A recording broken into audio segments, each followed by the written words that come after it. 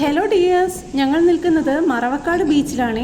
ഈ നിൽക്കുന്ന ചേട്ടൻ ഞങ്ങളെ കണ്ടപ്പോൾ പറഞ്ഞതാ നിങ്ങൾ വരാൻ ഒരു 5 മിനിറ്റ് വൈകിപ്പോയിന്ന്. കാരണം എന്താ തിരക്കിയപ്പോഴാണ് അറിയുന്നത് ചാളയെല്ലാം കൂടി തീരത്തേക്ക് കയറി വന്നു എന്ന്.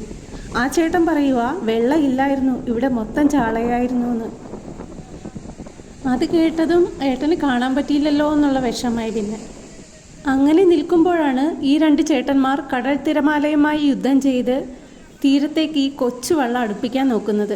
എത്ര റിസ്ക് നിറഞ്ഞ ജോലി അവരുടേതെന്ന് നോക്കിക്കേ. ഇവിടങ്ങളിലെ പലരുടെയും ജീവിതമാർഗമാണിത്. അവരാ വള്ളത്തിൽ നിന്ന് കരയ്ക്ക് കയറ്റാൻ നോക്കുന്നത് ചാളയാണ്.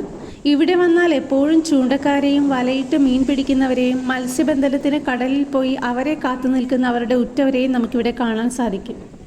അതിശക്തമായ കാറ്റിനോടും മഴയോടും തിരമാലയോടും യുദ്ധം ചെയ്താണ് അവർ വരുന്നത്.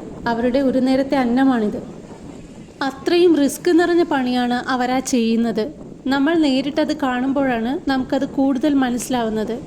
കരയിലേക്ക് ആ വള്ളം അടുപ്പിക്കുന്നതും അവരെല്ലാവരും ചേർന്ന് കിട്ടിയ മത്സ്യത്തെ കരയിലേക്ക് കയറ്റുന്നതും അവരെല്ലാവരും അതിനെ ഓരോന്നായി പിറക്കിയെടുത്ത് ബോക്സിലാക്കി ഇടുന്നതും എല്ലാം കഴിഞ്ഞ് ഓരോ കവറിലാക്കി എല്ലാവർക്കും തുല്യമായി വീതിച്ച് അവരവരുടെ വീട്ടിലേക്ക് പങ്കിട്ടെടുത്ത് ഒരു നേരത്തെ കറിക്കുള്ളത് കിട്ടിയല്ലോ എന്നുള്ള സന്തോഷത്തിൽ പിരിയുന്ന ചേട്ടന്മാരെയാണ് ഞാൻ ഇന്നവിടെ കണ്ടത്.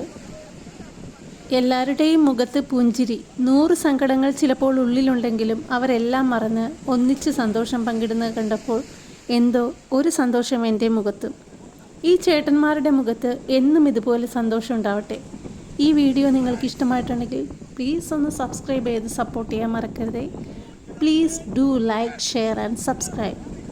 അപ്പോൾ മറ്റൊരു വീഡിയോ ആയിട്ട് വീണ്ടും കാണാം. ബൈ.